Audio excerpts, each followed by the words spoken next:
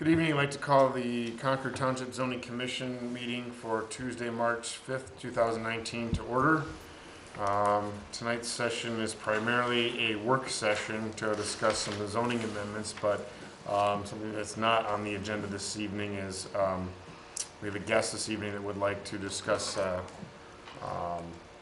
some zoning issues with the board. So I would like to invite Mr. Gabe Novak to come forward and just take a few minutes of get you out of the way so you don't have to listen to our text amendment conversation.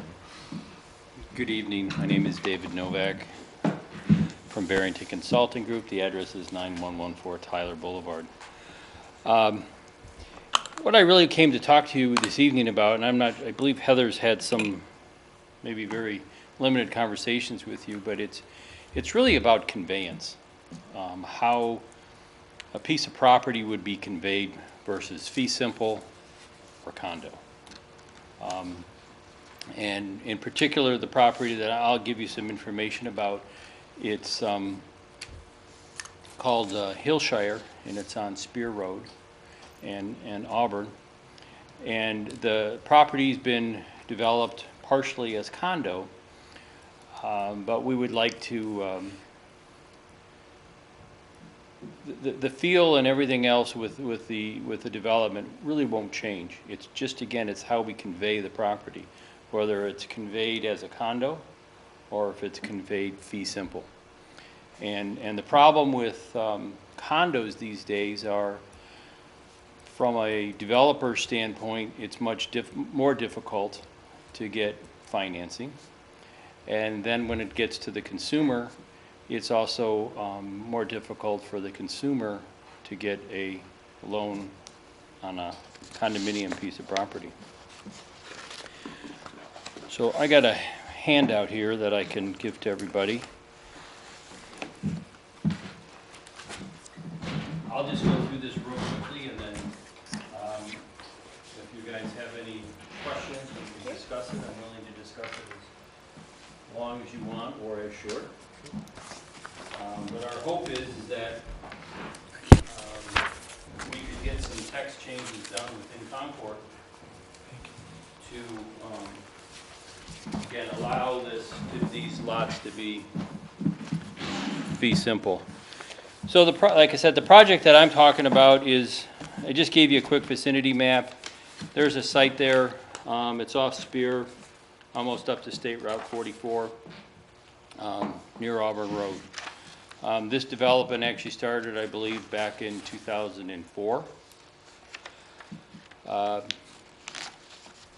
And we've come to Concord a couple times to get some different variances and so forth, to get this project moving forward. The next two pages are just, again, an overall site plan of the project. Right now, the closest to State Route 44 and Spear, that's the next phase that we're hoping to construct. And I provided even a blow-up of those units on the second page. And typical unit dimensions, there's two types of units that we proposed. And what we're trying to do is, so I included a picture. This is a development called Riverwood in Painesville Township. And these units are on private streets, but they are conveyed via fee simple. They are not condos. So again, if everybody looked at this, they would probably, first thing that they would say is, this is a condo. It looks like a condo. And again, all it is really about the way the properties are conveyed, whether it's fee simple or condominium. The next page, again, this was, I had sent over to Heather. I don't know if any of you have had a chance to review it, or I think Heather may have, but this is a set of the documents for that Riverwood condominium. And I could surely leave a copy of this with Heather, so if anybody wants to look at it. But on this next page, out of these documents, again, it kind of outlines what's the association's responsibilities, and what is the homeowner's responsibility. Again, very similar to what would be done in a condominium. The next page is really, this is the condo plat. Boy, I said it myself, I fell into the trap. This is a copy of the plat for Riverwood Village subdivision number 2. And if you look on the second page, you can see how they've created these lots. And this picture that I showed you, the picture that was included is really it's this first building right here. There's these first 4 units here. It's sublot 13, 14. I'm not quite sure why 15 wasn't labeled, and 16. So again, what happens is the building fits within those, each unit fits, they're joined units, but they fit within those blocks.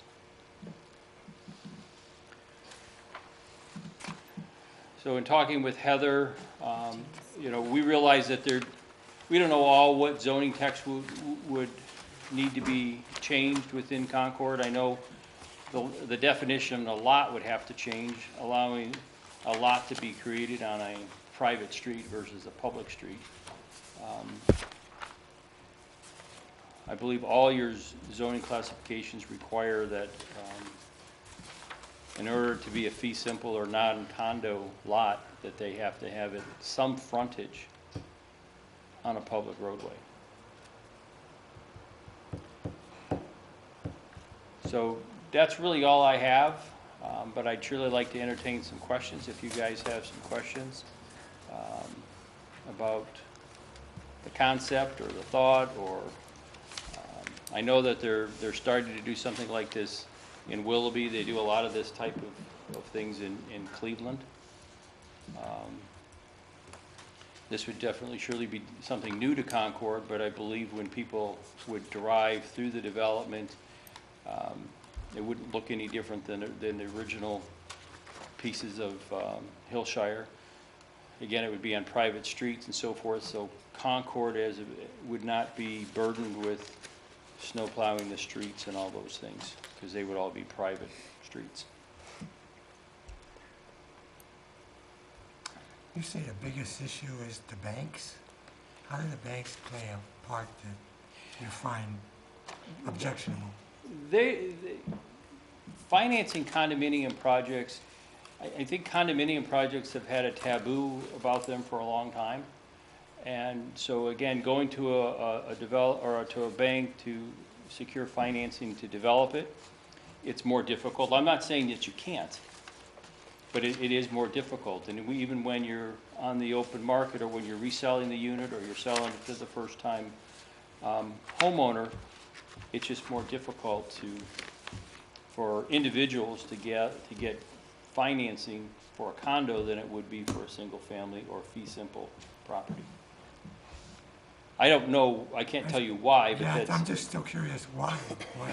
I really can't answer that, but again, that's more and more, even like this property here, Riverwood, originally this was developed as a condo, then the economy hit, and it sat there for many years. And it was rebought, and they redeveloped it as again, the buildings don't look any different. When you drive in the development, it's not going to look any different. Even like Areas Way, those are condos, but when you drive through it, they look like they're all single-family detached homes. High Grove Villas, which is coming online here soon, off of Crowell Road. Again, that will still be done as a condo, but when you drive through that development, you're going to see all single detached homes. But your code does not allow lots to be created on private streets. Dave, what's the typical impact on property tax versus a condo versus this way? I I don't think that the property taxes would probably vary that much than Okay. from a condo. Again, it's conveyance, that's Mm, the big difference. okay. And legally, homeowners associations and so forth, that doesn't really change how they function, everything. No, it would be a standard homeowners association, it would not be a condominium association is different than a homeowners association. Due to the land. Pardon me? Due to the land, but you're saying the function of the association as far as maintenance of the private street and all that The stuff. function is- would be very, very similar.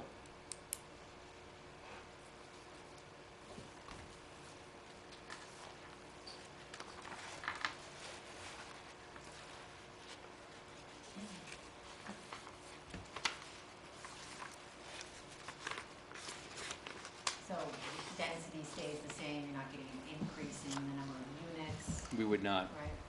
We're not changing how you calculate. No, the zoning, that portion of the zoning would still stay intact as far as the number of units per, you know, and if a particular zoning code requires or classification requires so much open space, in my opinion, all that stuff would stay the same. Even like over at High Grove,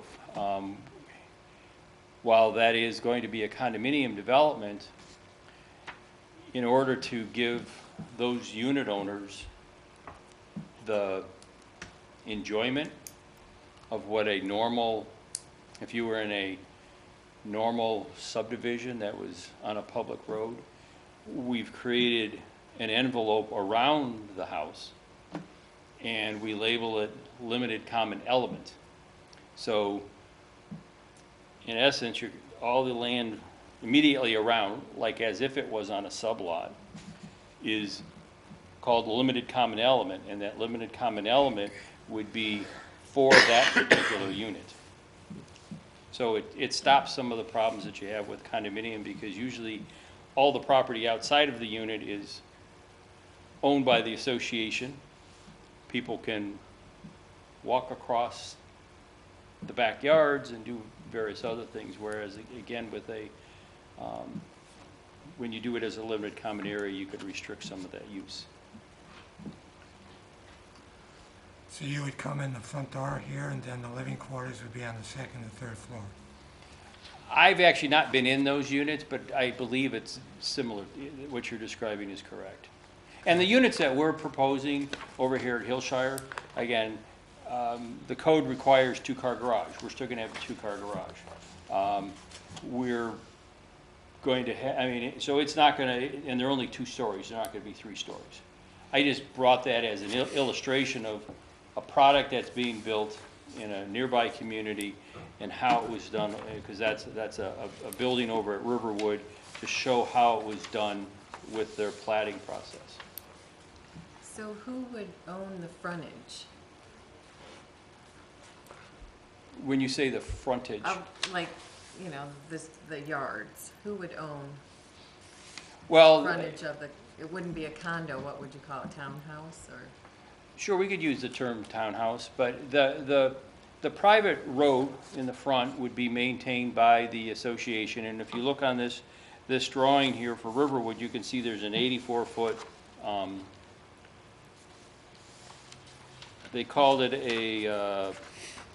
it's Maple Spring Drive private.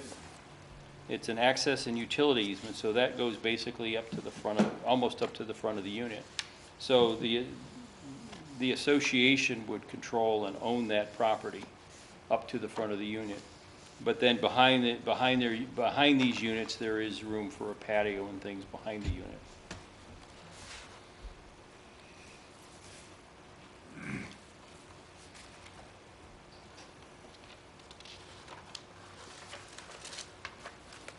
So you're finding styles like this are becoming more desirable than, quote, the condos that they build today? Again, I tried to take a picture of Hillshire, but when I was doing it, the snow was going sideways and it was cold and I couldn't get it, because these units are the units that we're proposing to build, and like I said, if you look on this page here, down here you can see the footprint of these units. These units here at Riverwood, let's see, L67. You know what, I didn't print that one page. But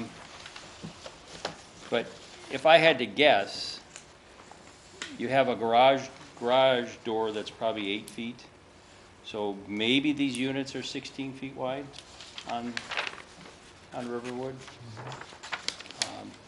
Yeah, we're gonna have a 2-car garage, first floor, kitchen and so forth, and then we would have bedrooms upstairs on the second floor. If we can come up with a floor plan that works, we'd surely like to do ranches, because again, a lot of people today we find like ranches. Most people like, especially as you get older, everything on one floor, in general.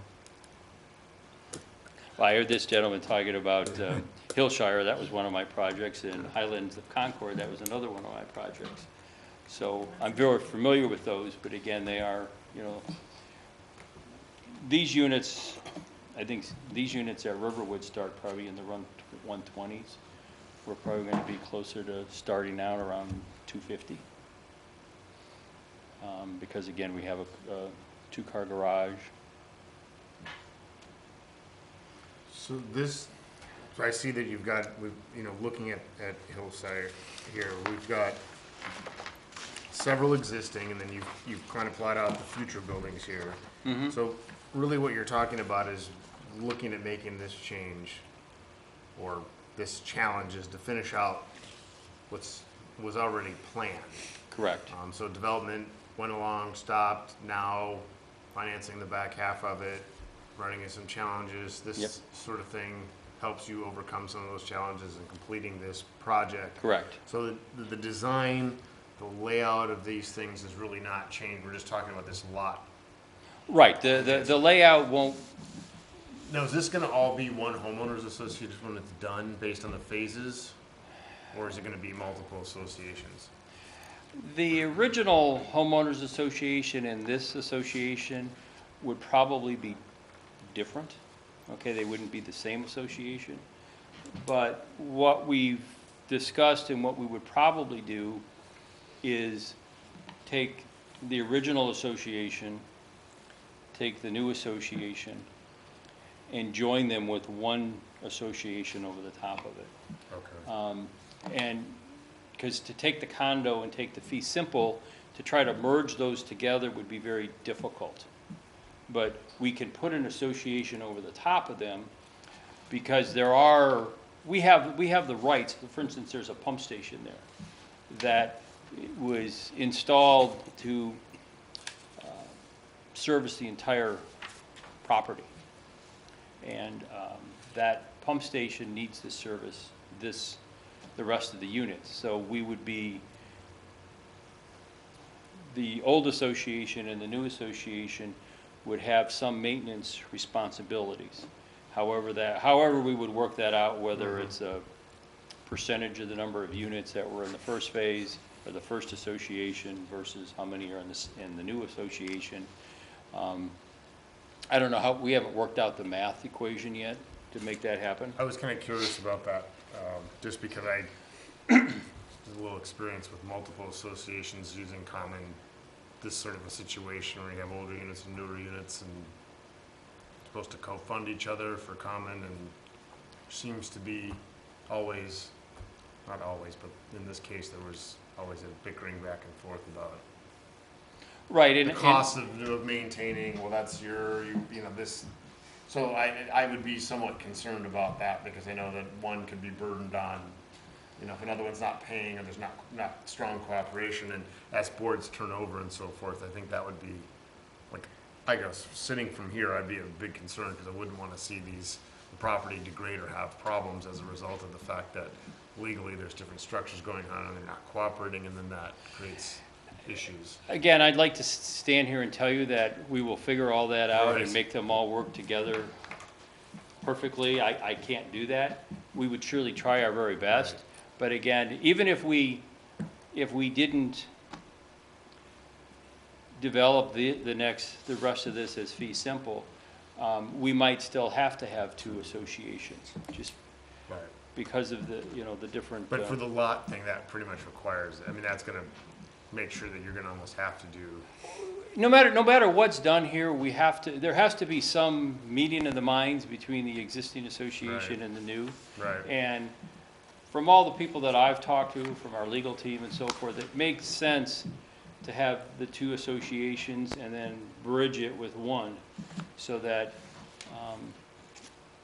So what is the bridge? Explain, like, how does that, in a legal sense, how does that work? I mean, is, like, what, is one board more autonomous to, I mean, is that, bridging board then the one that ensures cooperation? Well, everybody would be a member of the bridge, so to speak. Okay. Okay? I don't know whether there'd still be two separate boards, or there would just be representation of the old association on it. You know, so many people from the old association would be represented, and so many from the new association would be represented, so that, again, it would be as fair as possible.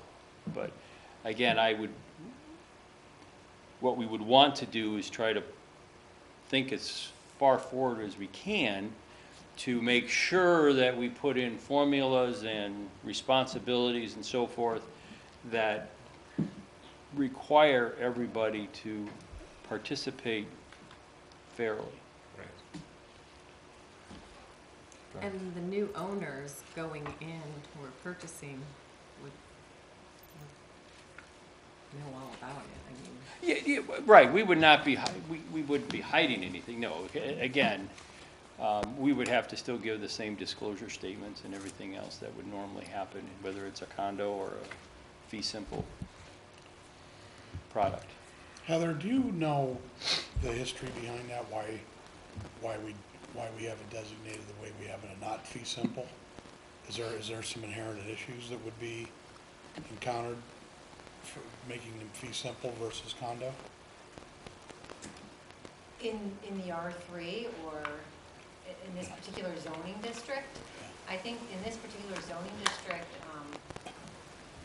this was initially started as a multi-family development whatever, like the R1 or 4 is all single family plus duplex, which I guess is considered multi-family, but and I don't know, I mean R3 was back early 70s, if not before. It's how we've gotten all of our more dense communities where they've been various different styles, more of like what people might consider apartments, or then more of like this attached product, or then we even included, when it was adopted, adding in this, the cluster development. I can't really explain why it was set up where it had to be on private streets, other than the fact currently right now the zoning text has rather large setbacks from lot lines. We don't have a designated minimum lot size in the R3. We have a minimum project area or a minimum development area. So the minimum development area for any new development in the R3 is 10 acres. And then we have like these setbacks from the lot line, which is in essence the project boundary. So if someone were to try to carve out these individual lots so they can convey a fee simple, it wouldn't meet any of the setbacks. It just wouldn't, because they're so large. And then there's the point that our definition of lot requires frontage on a public street, which is kind of unique. Most communities that have that definition don't really like private streets, but that's not really been the way that Concord has looked at private streets. We have them everywhere. That's how a lot of the developments were created, like Auburn Road, and just allowing folks to actually, they have lots that have frontage on a public street, but they're not using that frontage for their access, and in lieu they put in a private street, and then they all share the cost to maintain it. So it hasn't been something that we prohibit as a township, but based on our definitions and the large setbacks in the R3, there's no way to do it unless we were to change that. But like as Mr. Novak had indicated, the type of homes, the density, I believe the density too, would remain the same, because you'd be still using the same calculations. You have your development area, and the density is based on the total acreage within your development area, subtracting out buffers and things like that. That might be already in the code. So, Would we have to accommodate other zoning designations with the same verbiage?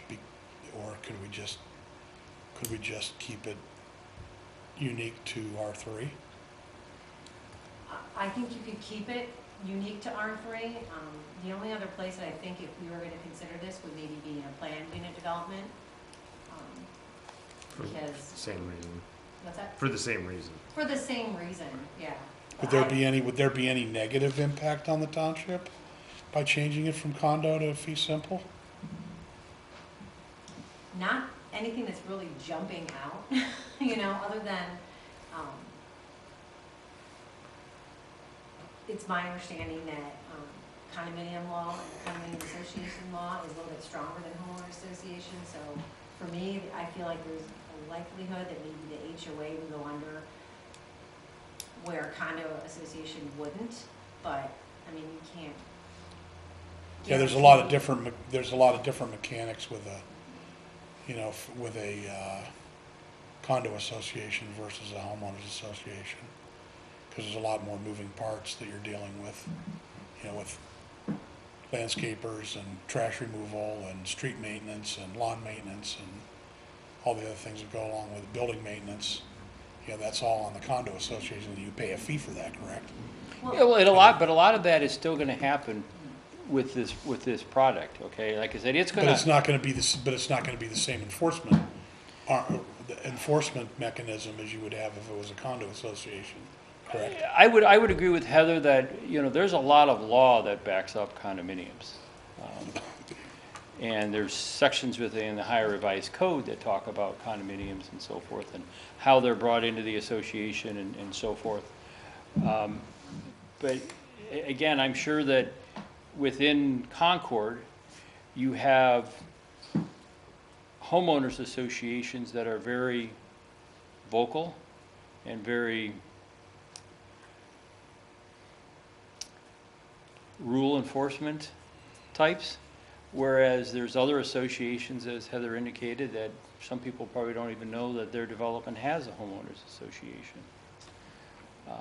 I think it would be difficult for that to happen in something like this, because in a typical homeowners association, there may be just, landscaping the entrance, maybe taking care of a pond or something. But in here, the people are going to be more inclined to participate because their roads have to be maintained, they have to be plowed. We would most probably still continue to have everybody's grass would get mowed by one landscaper. The landscaping would still be maintained by the homeowners association. So there's a lot more involved in this homeowners association than one that's maybe been around since the 70s. When it comes to the maintenance of, I think, and Andrew's hitting on a point that I guess I was trying to bring this up a little earlier. So not only with the infrastructure, which you're sort of addressing, saying that it's going to be, I would assume that pretty much landscaping, plowing, all that, it's hard not to make that cohesive. I guess the question I have is with HOA and condos, so you've got, the building maintenance. So in these townhomes, whereas in homeowners association, when you detach, it's sort of the structure then falls upon the homeowner to deal with, but you've got these condos essentially. These attached products. Right, which need to be, roofs and siding all need to be sort of done at the same time. Correct, and again, that would fall under the preview of the homeowners association to make that happen. Okay. So, Which again, in a. But you don't have the same enforcement arms or the same teeth in the organization as you would in a condo association, though, correct? Deed restrictions are enforceable, okay? Well, yeah. And I understand, and I agree, there's not all the law backing up that there is with condo associations. Right. But if the documents are crafted correctly, then again, there is, the power is granted to the homeowners association, and there's a board, and there's election of board members and all that stuff. And they are defendable in court. You know, if you and I were living in one of these units, and I decided not to pay my association fees, the board could take me to court and force me to pay those. Yeah, but what happens if I decide I don't like the contractor that's doing the roof? I want to put my own roof on. I want to get my own contractor. Again, it would be You the homeowners association would have that control to say, this is the roofer, it is now time to put the roof on, and this is the contractor that we have selected. So just for clarification, so you're saying if these were attached units and it was fee simple, the HOA would have authority over the outside of maintenance of the homes? Correct. They have to, because they're attached product. See, that's the problem. I mean, conceptually, I get it. Right. I understand what you're after, and I understand the reasoning. And quite frankly, to me, I mean, I don't see where that is an issue. If it has no impact on the township from a road maintenance standpoint or all the other things, then have at it. My problem is what, is the mechanism that governs the property after the fact, and what happens if you get, let's face it, people are people, everybody's different, you're gonna have, where you're kind of, when you move into a condo, and it's a condo association, it's pretty black and white as far as what you're getting into and what the costs are, and what your maintenance fees and everything else are. It's pretty straightforward. There's not a whole lot of wiggle room. When you drift away from that into a homeowners association, then to me it starts to become more, it gets a little muddy, it gets a little more gray area stuff. And my concern would be, long-term would be, enforcement of if somebody decides to go off the reservation and start doing something, paints the outside of their condo the color they want to paint it, what's gonna happen, or puts a different color shingle roof on the top of their condo, their section, whatever. Then to me that I get concerned about what. I can appreciate your concern, but again, I go back to, it's really dependent on the strength of the documents, because when you would buy a unit in here, you would be given a copy of those documents. And if the realtor is doing the right thing, they would have you sign an acknowledgement. But that's always the devil's You in the would sign details. an acknowledgement that you received those. I'm not acknowledging that you read them, that you understood them, but that you received them, so that you are aware, or could be aware, of your restrictions. Because there will be restrictions. But what happens is, and I have direct experience with this, and I'm sure everybody else sitting at this table does, is that after a house sells 2 or 3 times, that stuff all goes by the wayside. The real, I know for a fact, because I live in Summerwood, that our house, there's many of my neighbors the original neighbors who got the original documents and the homeowners association, the deed restrictions and all the things that went along with that. They got those when they built their homes. Well, those homes have now been sold in some cases 2 times, 3 times, and I have asked those people, did you know we had deed restrictions? No, I don't know anything about them. And so what's the mechanism that you use to? I think it may be another side of it here that I heard you say before, and I'm kind of with Andrew. I don't generally see a problem. I think what we're doing here is trying to do some due diligence, because we're accountable here. So my thought process is, I'm kicking around what's the downside. So we're trying to drudge it up. The concern I would have then is that you've got the 2 different associations with the 2 different layers, and you've got different age of units. I mean, you said these things went in 04. Now so you've got some. I think the first ones went in 05, 04. Okay, so you've got 04, 05, 10 like plus years in between, so you're going to have maintenance curves that are different. Yep. And now you've got 2 boards with different sort of levels of authority. That's kind of why I asked the question about, so who's the final arbiters? And I'm not just thinking, I think Andy said something about, what about the person that wants to do the roof a different way, or paint their house pink or whatever that is. But what happens if the one board kind of says, you realize we're an HOA and some issue comes up that you don't know, that we don't know, and somebody says, you realize we have this lever, and then they decide, I think that's what we're searching for. And I don't know that we have a definitive that this is a problem per se, which kind of comes back to what you said. Sort of depends on how it's crafted. So I kind of come back and say, I don't think any of this sounds bad. I see the reasoning why you want to do it. It seems to make some sense, but we're trying to say, are we going to let something in here that's going to be a problem down the road in 15, 20 years? Right, and again, I think this is a unique situation here because this project started in 04, 05, okay? Versus, if this is a brand-new project, you might not, everybody would be on the same playing field, whether it's a condo or a HOA, they'd all be, have the same inherent problems. I mean, the only thing I could suggest is that it sounds like, the concept that maybe the board is on board with, but it's maybe some of the legalities and so forth, and we surely have no problem of drafting some, again, the documents that I gave to Heather, that's for somebody else. That's not for this project. We could surely draft those documents or put together some draft documents and, give them to, your legal counsel and do the very best that we can to think ahead as far as we can. And I realize that, again, even in condominium law, I mean, that's evolved from when it started. It actually, condominiums really were started in Florida, and that's where a lot of the new law and so forth was all created and continues to be created because there are so many more condos in Florida than there are in other parts of the country.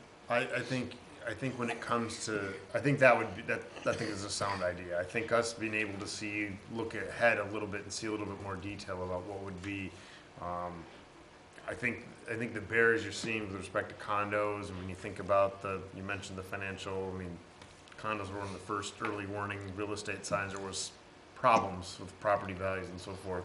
So I think that makes this a little bit more sensitive given the nature of the product, because it's always the thing. You get associations in and keeping properties up and assessments and fees that aren't kept up and boards that aren't diligent. Those are the things that don't inherently become problems with these projects. It's not at the outset when somebody pays a small fee and the reserve's going to all of a sudden 20 years later roofs and windows and siding all needs done, and all of a sudden there's not enough money, and those are the things that always got you. And I think that's the time when people says, well, how was this approved? Why was, and then you got the government, being looked at. Why did you approve this, and what are the problems? I think that's what we're trying to stay Right, with. but even with condos, I mean, there was a lot of condos in over near Legacy Village and some of those that were well-established condominiums, and they, as you talk about maintenance fees and so forth, and there were not enough funds generated to replace some of those roofs and so forth, and it was a difficult time. And even within condos now, you're supposed to do a reserve assessment. Yeah. Okay, to make sure that, to make sure that you have enough funds to do those maintenance items that you're talking about. And I think I guess that maybe goes back to what Andrew's saying, is like we're, all fairly comfortable with the condo regulations, but now you're layering in the homeowners, which might not, and what if a board decides that they want to be lax about it, and all of a sudden that chunk of the property ends up, I think this is where we're getting a little like, we're trying to find the potential pitfalls, and so. Again, I think I if you could could put some appreciate that. architecture together or some kind of, this is what it looked like, that might put, and like I said, share with legal, or what you said, would be maybe put some of us at ease that we're not making a bad choice. Yeah, I think it could be, I mean, you could basically take the viewpoint that, what do I care? I'm not gonna live there anyway. That's their problem. The people that are living there are the Right. ones who gotta deal with it. But I mean, in the big picture though, these are issues that we have to deal with as a township. So it does affect us in a way, with the enforcement issues and other things that go on, and the quality of the property and everything else. I don't want to open up a can of worms that's not open right now. Oh, I agree, because I don't know how many other R3 parcels there are left in Concord that are undeveloped, but if we're successful in making some code changes to allow this to happen, I'm sure there will be other property owners that would come in and want to do the same thing, because there is real advantage. And maybe we're at a little disadvantage here because we have the old and the new. But to me, you know, when I look at the project, I mean, you're not mingling existing buildings with new buildings. I mean, it's pretty segregated. You know, the existing stuff is up closer to Spear Road. Everything you're proposing is in the back. There's nothing really new. Well, there going- will be these units here that are on this one sheet. There will be some that are actually on Spear Road. But the majority of the units, you go down the main drive and you go across the bridge, and that's where the majority of the new units would be. Right.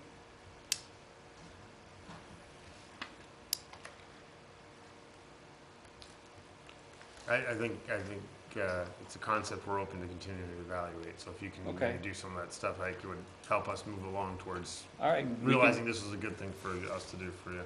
All right, well, I'm glad I didn't hear a no. That was very good. And we'll try to draft some at least an outline of what these documents could look to, again, and have some discussions with Heather and your legal counsel to figure out what's the best approach. I have one more question. What is the feel for the original owners who are there now? Have you had conversations with them? I mean, are they all on board? I don't know. Or do you even need to? I have not. I mean, if they're gonna be joining. I would strongly suggest to my client that we do have some conversations with at least the board and allow everybody to know what's going on. There are some advantages, again, you know, the main street, the pump station, some of that infrastructure that's there.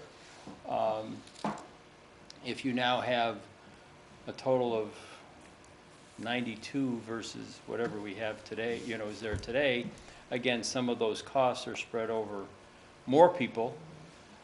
So there are advantages, but I'm sure they would have some of the same concerns that you're all voicing, is how do we, you know, our roofs need to be replaced tomorrow. And these new people won't have to have their roofs replaced for 20 years. How do we deal with that? So. Okay? Thank you. All right, thank you for your time. I appreciate it.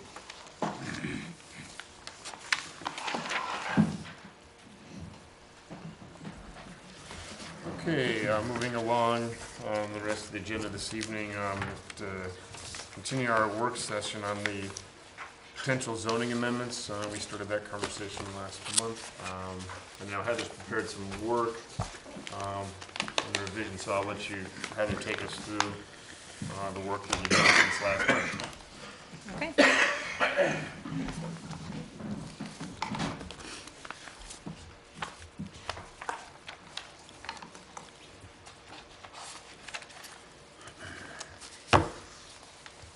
Okay, last month we briefly discussed some definition updates that we were considering, specifically in relationship to the dwelling types. I've since then continued to work on those in addition to several others that I did provide kind of a handout that summarizes everything that's in the track changes of the different sections. So the main purpose of updating the definition section was to reorganize the dwelling definitions, grouping them together, removing the square footage and density requirements from the definitions themselves and putting those within the districts as needed. And also including some additional new definitions as staff has, you know, used the zoning resolution and finding holes here and there. These are just some of the changes that I would like to propose recommending to you, including also revising some of the existing definitions related to building, accessory buildings versus principal building versus use versus accessory use and conditional use. Also, a couple small changes to the existing definitions of floor area and indoor commercial recreation, and basically renaming the tree save area to tree protection area. So I don't know if you want to, I'm kind of assuming that you looked over all this prior to tonight, so I can go through every single thing if you want me to. Otherwise, I can just kind of talk in general terms and point out some of the more specific things. Just so you know, too, legal is still kind of looking this over and reviewing it, so still might be some additional changes based on their input, and obviously yours, if you're, I think maybe the thing to do then, if we're still waiting legal comment, would maybe, why don't you just sort of take us through on a broad brushes, and Okay. if anyone has questions, we can kind of pitch them out. Since Okay. we wouldn't be scheduling a public hearing tonight, we'll still have some time, and if there might be changes coming at us, then let's not spend a great amount of time on detail. okay.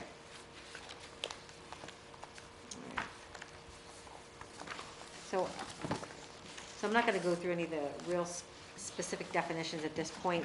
Some of the subsequent changes are based on, tweaking some of the definitions. So I don't know if you want to flip through the packet or not. Just a couple, in section 6,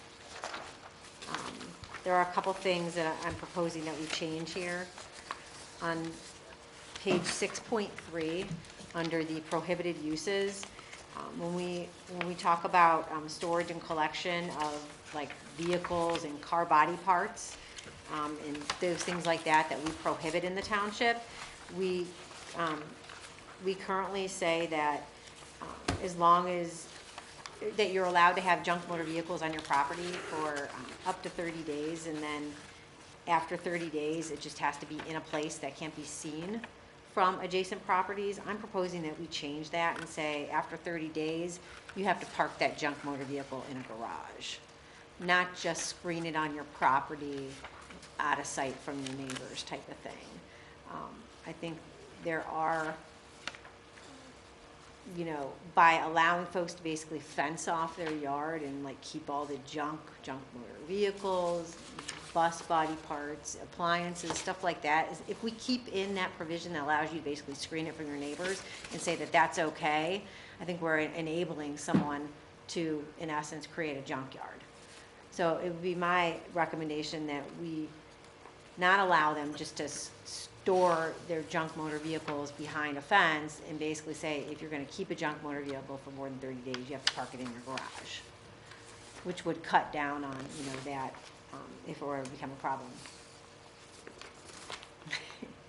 Any questions on that, or? I agree. I see that in Ashtabula County all the time, They're everywhere out there, so. You don't have to drive to Ashtabula to see it. There You are can a walk couple right out the side door here and see it. Well, true. Yeah, Plus, there's a house on 84 that, Oh, yeah, he's got 4 or 5 cars that have been there for right in the Lord front. knows how long. those are problems that been going on before me. Yeah, I So, know. and those are ones that I didn't understand coming in, new to the township as to why that has continued to go on. And I'm hoping that, now with being a new limited home rule township, we can get a little bit more on the forefront of trying to clean up some of that stuff. So after the 30 days, then what, they Then get they're a violation? Right, and- if the junk motor Fine. vehicle is out in on their property for more than 30 days, we typically, we send a letter to the property owner letting them know that there's a violation of the zoning resolution. Typically, we give them 30 days then to comply, to, And then we're at find something to do with 60, it, either right. put it in the garage or get rid of it. And then if they don't comply within 30 days, we'll send another notice, give them another 14 days, then we'll send a final notice. And with that final notice, we will threaten legal action. So if they're still not compliant, our legal counsel will send them a letter indicating that, if they don't comply by X date, that they're prepared to file documents in court. So then it could go through a lengthy process that way. There are other ways that the township could, get rid of junk motor vehicles per the ORC. There's some nuisance codes and junk motor vehicle codes per the Ohio Revised Code that we could follow. We have not done that in the past, but those are things that I want to explore further with our legal. But I think by having this in here, it kind of contradicts us being able to clean those type of things up by saying, if put it behind, a fence or or Right. somewhere where no one else could see it, then it's okay. I know there are a few properties in Concord that we can't really do anything about because it's screened from neighbors, but if you look at aerial photography and things like that, you can see it all. You can see all the car body parts, you know, whatever the stuff is, it's So there. those particular properties Right. could remain that way, or would they have to then abide by the new? That's a good question for legal. I'd have to check with them on that, but it would prevent any new from being able to do that for sure. Right. But as far as being able to go retroactive on that, I'd have to double check. There are a lot of things we can incorporate via the health department too, can't we? Yeah, the health department will help us on that, but Yeah, it's, when speaking with them, they say we have codes that align with that, it helps them.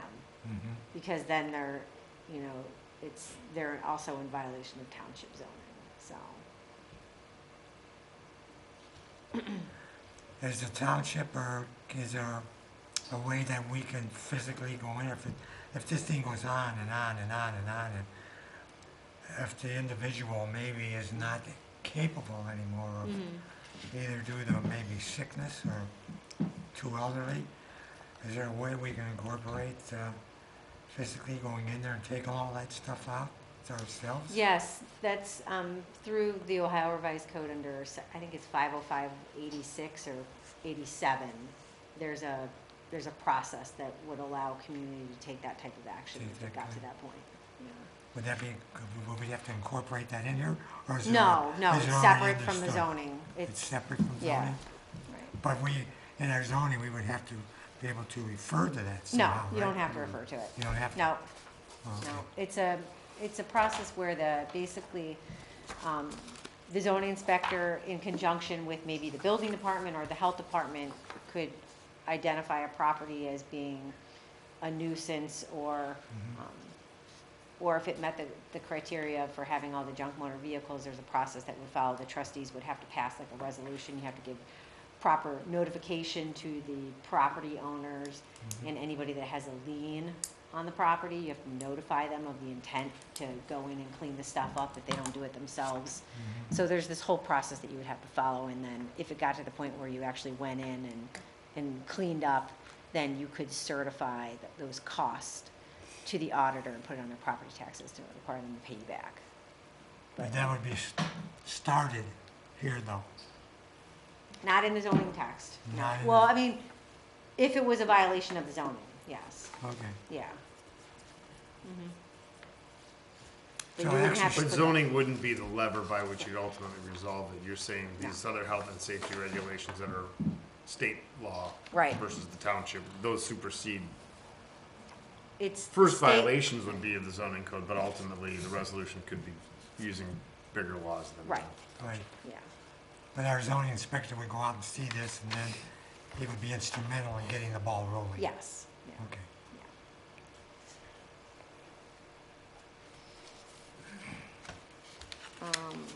And then number 5 under that, I was proposing that we take that out because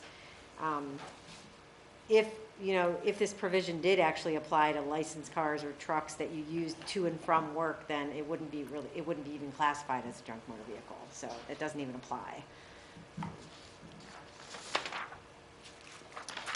The other thing on the next page, on section 604, and this kind of came about when we started looking at defining, single-family dwelling, and we talked about private streets and the condominium developments, and, when we're talking about the R3, all those dwellings or houses, sit on one big, it's not a lot because there's lots of homes on that lot. It's basically just a large tract of land that we're gonna call like this project area.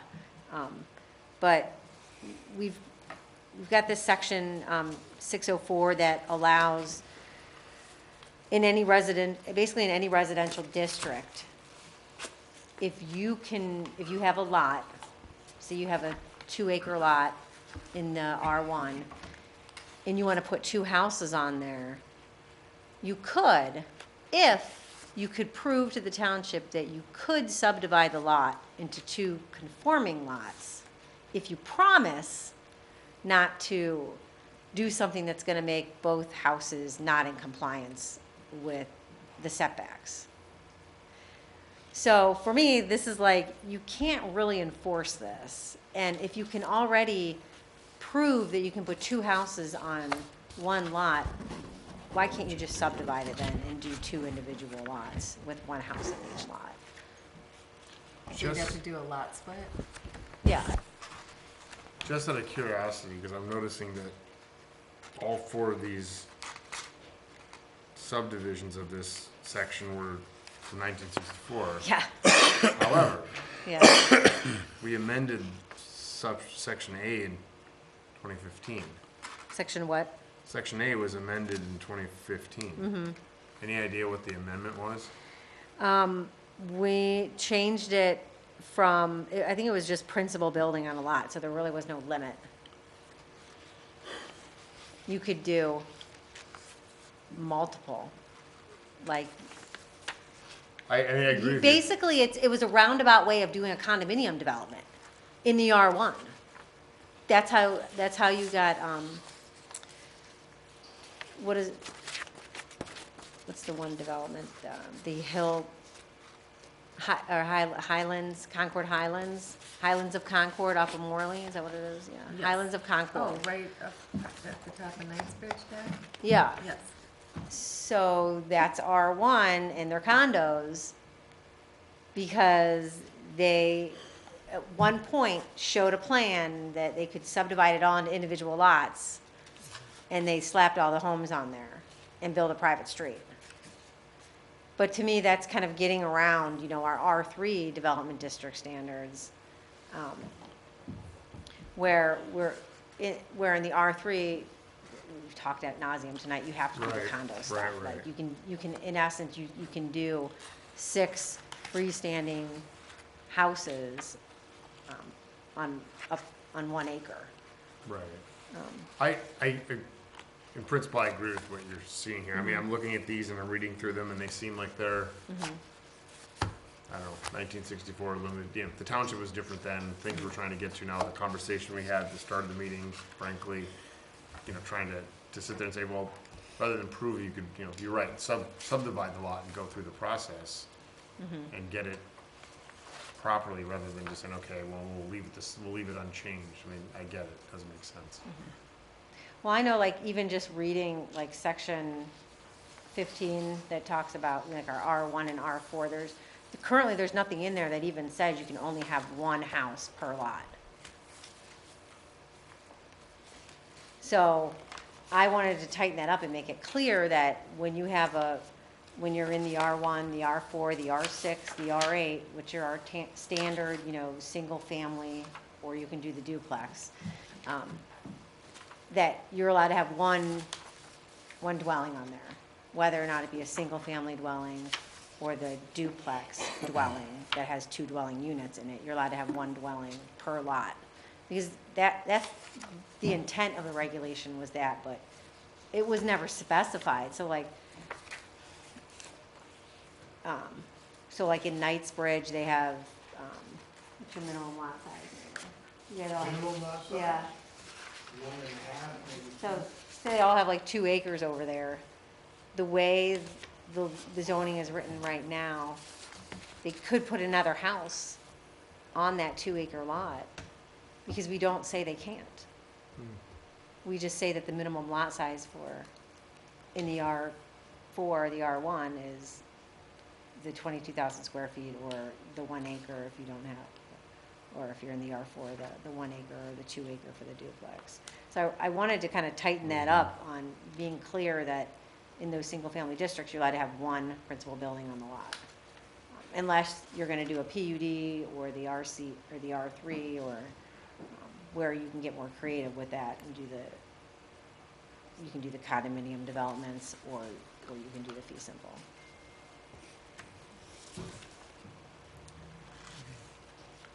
Now, this is, like I said, legal is still looking at this too, so I don't know what they think about that, but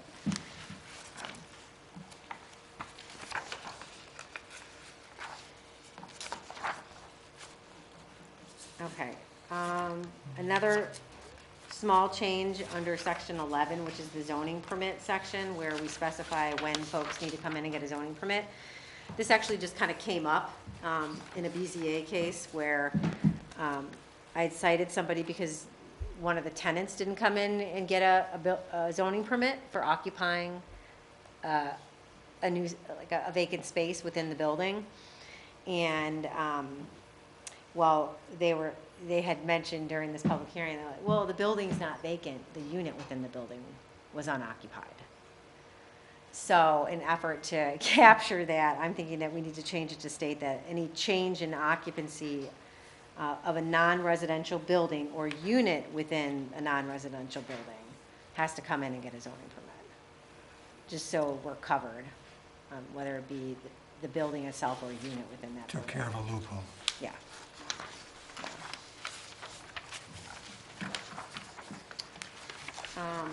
Then moving on to section 13 under the, did I not print those?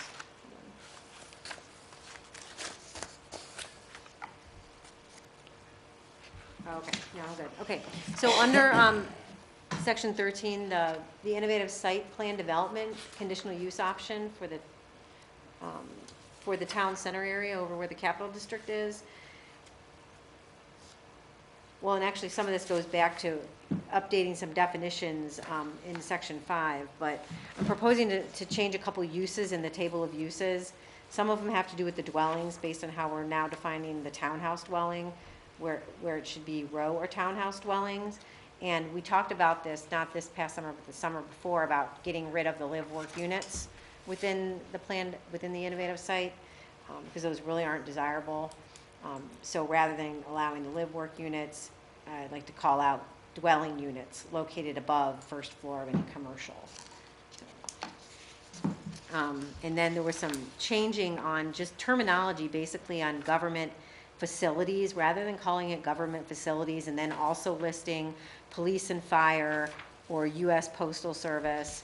I had proposed a revised definition for government and public uses that would actually capture, police and fire, any kind of, township cemetery or town hall, administrative buildings, or the postal service, under one use. So that's kind of what I'm proposing here, and also within section 22, that table of uses for the commercial and industrial districts. So then you define public uses?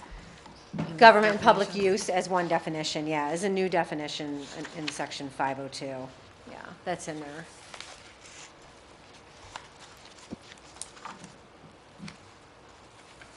I kind of skipped over that a little bit at the beginning. But then also in this same section 13.3.6, just some other housekeeping changes to referencing the different dwellings.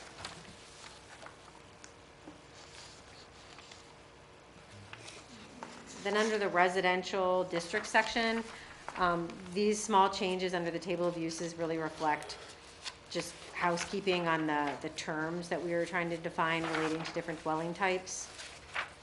And then also the change that I just indicated as far as government and public uses versus listing like fire station and cemetery and township hall as separate uses.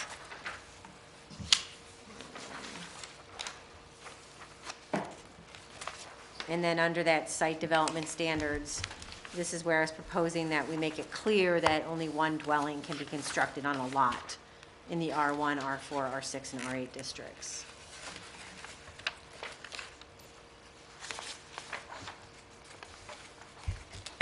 One other new definition that I was proposing was actually defining project area.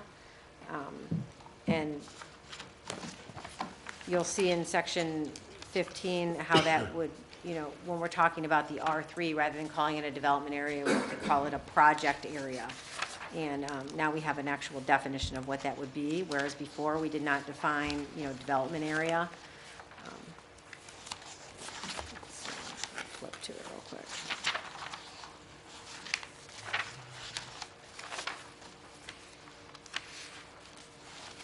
So project boundary is the boundary defining the tract of land which is included in a proposed development to meet the minimum required project area for a planned residential development or for a multifamily development.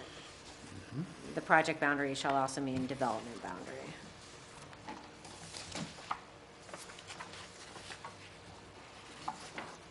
And then the other minor changes under the R3 really have to do with just the change in the definition and putting the density requirements within that section rather than in the definition. One other small change under private streets, I was proposing that when they do put the private street name up there, that we require the street sign to actually indicate that the street is private.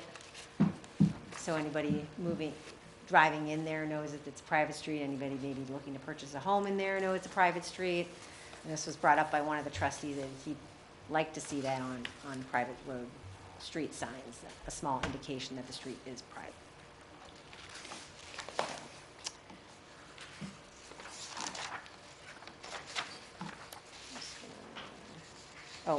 Then when you get to the planned unit development, the R2, which is basically Quail Hollow and Summerwood, those are the only two developments we have right now. Permitted uses. And based on, right now in that district, we allow detached single-family dwellings and attached single-family dwellings. The current definition of attached single-family dwelling is a building between 2 and 8 dwelling units. Okay? So, but if we already define a 2-family dwelling as a building that has 2 individual dwelling units, so 2 separate households, 1 building. So if we're trying to fix the definitions so they can be used in any district, should we ever want to change that, we needed to change the definition of attached single-family dwelling, in my opinion, to be between the 3 and 8 units. And if we do that, then in essence, if we still want to allow 2 attached units within a PUD, then we would in essence have to allow them to have 2-family dwellings, the duplex type dwellings. And there's also tons of what we define as single-family cluster dwellings, which are basically the freestanding homes that don't have like required setbacks from like property lines, like yards, like side yards, like you do on your individual lots, but rather they're separated by this common open space, which is more of like an R3 development that forces you to do a condo.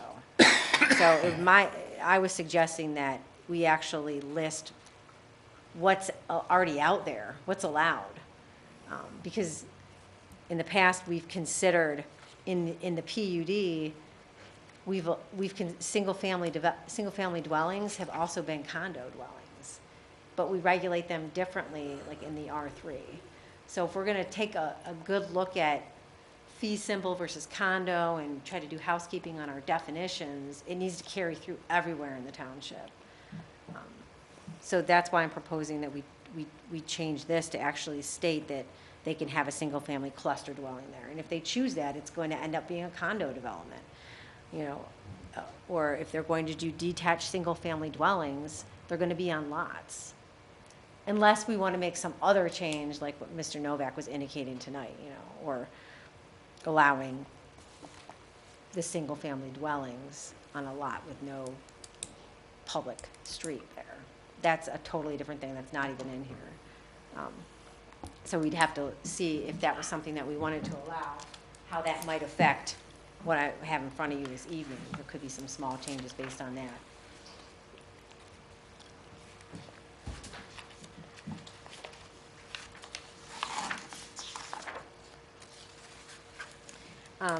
Other changes in this section relate to referencing project area versus development area, and just some housekeeping, items on here related to the different terms and making sure the terminology is the same and consistent throughout. Specifically in this PUD, for whatever reason, I'm not sure, we've listed a dwelling unit type as an apartment, and we have like minimum parking and all kinds of things for that, but we don't even list a apartment as a permitted use. So that's why I'm proposing that we strike that out, because apartment is not even a permitted dwelling type that's allowed in that district. Under the commercial and industrial, section 22, the table of uses, I was considering that we expand within the research and limited industrial district, the RD2, some of the uses that are typically found within like a light manufacturing research area. Consider adding like an automotive repair to that, wholesale business, warehouse facilities. Those uses would likely want to locate within that development, in that district, should we ever get any kind of, you know, multi-tenant, like flex space type buildings built back there. Like right now, we have a single users, but long run, there could be somebody that wants to put in something where they could have some additional tenants that might be doing one of these type of businesses that I think we should consider adding. And then the other changes in the table of uses are related to defining government and public uses, and then eliminating, under the innovative site PD, these townhouses and live work units from this table and just keeping those in section 13.36.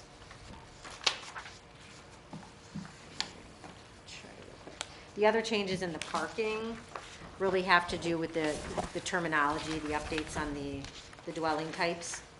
One other thing though, I did want to clarify under 2907, the access drive regulations. I wanted to make it clear to, you know, developers that the access drives that are part of the parking lot for a new commercial or industrial development, they also have to comply with the parking lot setbacks.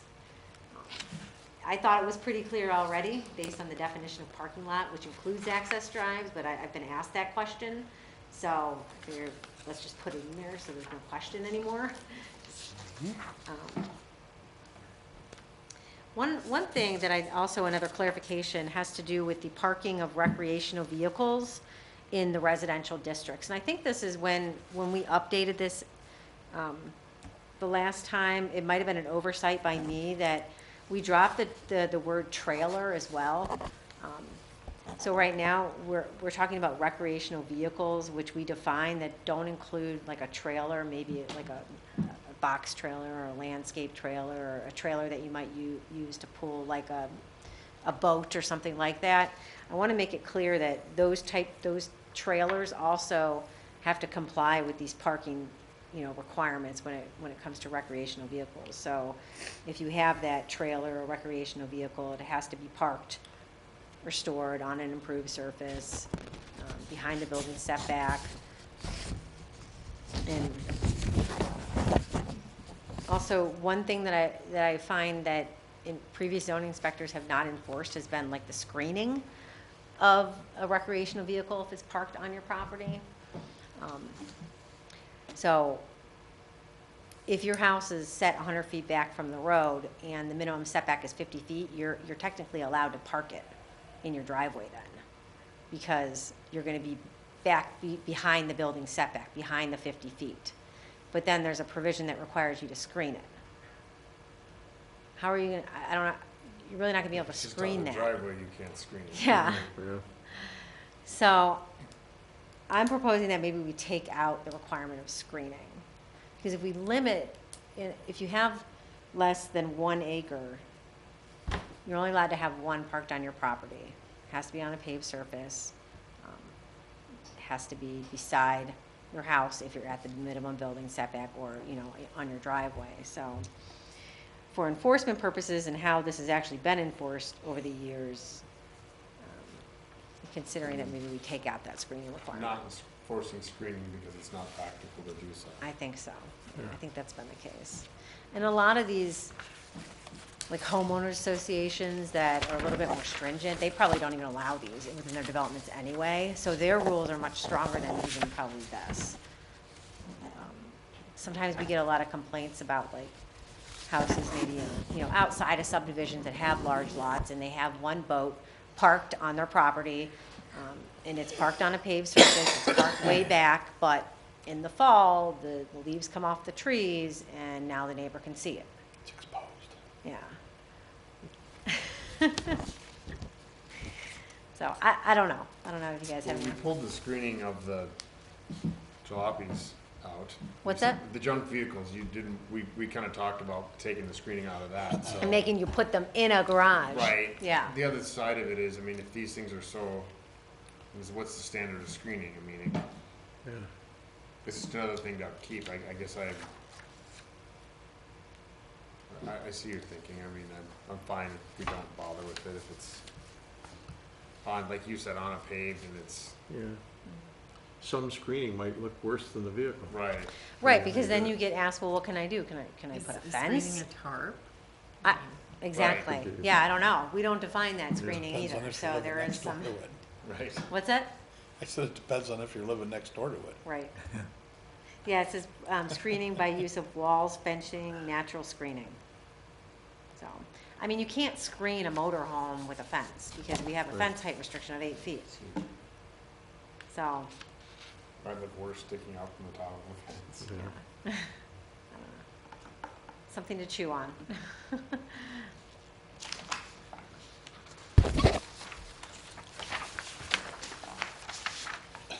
Oh, one other thing that came up on the last page in section 29 is parking of like construction equipment and vehicles in residential areas. So you might have a neighbor that's going to build a pool, and they rent a mini excavator, and it's sitting on their, in their driveway. So someone calls the zoning office and says, hey, my neighbor has construction equipment. Right now, under section 6, we state that you can't have that parked on your property at all, which really realistically can't happen. If you're actually doing a project, you might need to have that construction equipment or vehicle there on your property for some amount of time. So what I'm proposing is allowing you to have it for no more than 30 days on your property in a residential lot. So if you rent the mini excavator, you start digging, then you have bad weather, you have to wait a couple weeks, you're not in violation. And if the neighbors call and complain to the zoning office, we can say, oh, well, they have 30 days. Or we were getting some complaints about there's a mini excavator right now parked in a development where there's nothing going on. And we know who the owner is. We've contacted them and said, hey, we're getting complaints. Can you get it out of here? Oh, well, I'm going to be doing some work on the neighbor property. Tell me what I'm in violation of. So we didn't have a black and white regulation on there, because the one we state says you can't even have it there at all, which realistically, if we couldn't go around enforcing that, But with this, we could. We could at least say, hey, we saw it on November 29th, now it's December 29th, it's still there, now you're in violation. I think 30 days is enough. I think so. I mean, what kind of Maybe if project they're would you be active. doing? Yeah, I mean, I mean, a pool, like you say, weather permitting. Even would then. Prevent you from something. I could see in some extreme cases it not being enough, but I guess my question is, what's your provision if we needed on enforcement, if someone was like, look, it got stopped for weather problems and some contractor got backed up and took them 45 to 60 days to get back on schedule. I mean, well, but it's it's sitting there not being used. It's sort of their problem. Yeah. I guess my thought is like, go with the 30, let someone come in with a reasonable appeal and use your discretion. and as I described our violation process, it's pretty slow. So by the time I give them a 30-day notice, another 14-day, and 14-day, it's gonna be gone. I mean, are they really going to leave a valuable asset just sitting there not being productive for more than 30 days? No, Probably not. no. They're going to need to use it on another job or come get it or get Yeah. the job done and move on, not, And it's not like we're going out looking for these things. Right. Like, this would It'd have be to on be a a complaint basis. Maybe you should be. Yeah. Well, we are in some respect, but no. Or if they try to put it on a site, maybe. Because I know at the end of our street this past winter, the neighbor at the end of the street was doing work in his backyard. Okay. And he had a small one that was in the, going to the side of the house for quite a few weeks. Yeah, And I think it was basically because of the weather. yeah, They stopped the project, he started it, and they couldn't go any farther. yeah. And it was sitting there for a long time on Button Road. Because even this, your complaint wasn't on Button Road. No, Was it? No. no. But it was a small unit, you know, the little ones that they, Yeah. Yeah, Oh, I these think I know what houses house you're talking about. yeah, it was like a toy, really, I mean, but it was there, it was towards the front of the house for the longest time. See, if they had just invited you over to play on it a little bit, you'd have been fine with it. No, but I was just wondering, if they could have put it back up as farther, then I think it would have been fine. Because they had high bushes and stuff that would, Yeah. Screening. you know, screening, yeah.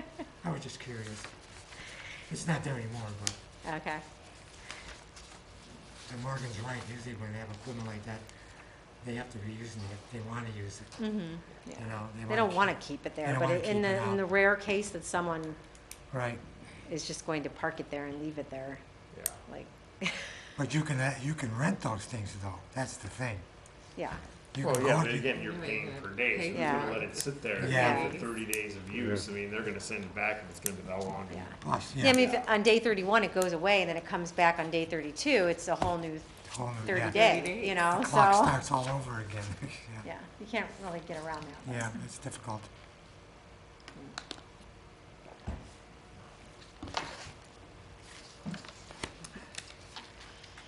Okay, all right, Oh, sorry. signs. Yeah, sorry, this is, okay, signs. I have a little spin-off on the signs too, but, right in front of you, there was, we kind of had an error on the numbering, or I should say the lettering. Under 30.03, under the general computations, we had, inadvertently a section C here, which then we repeated, Uh-oh, like F was in here twice, I think. uh-oh. Yeah, so we need to fix that lettering. So that's that first part of that. And then under the 30.04, the tables, these are just housekeeping based on our new defined terms related to the dwelling types.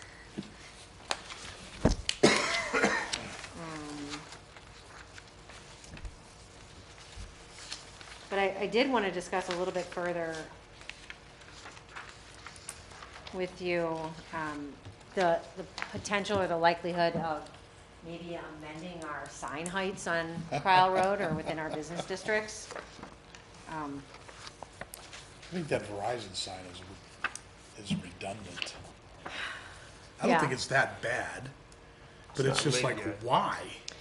It's almost the same height Why? as their building. It's When right, you're and coming it's south right. on I Cryle. mean, they've got the huge Verizon sign on the front of the building. Mm-hmm. They got the huge building length Verizon sign on the side of the building. Yep, They've got the huge Verizon sign on the other side of the building, and then 30 feet away they got a 30-foot pole pole sign. sign. It's yeah. like, what do you advertise? I mean, my question isn't about the aesthetics of it. It's the question of why. Why do you even need that?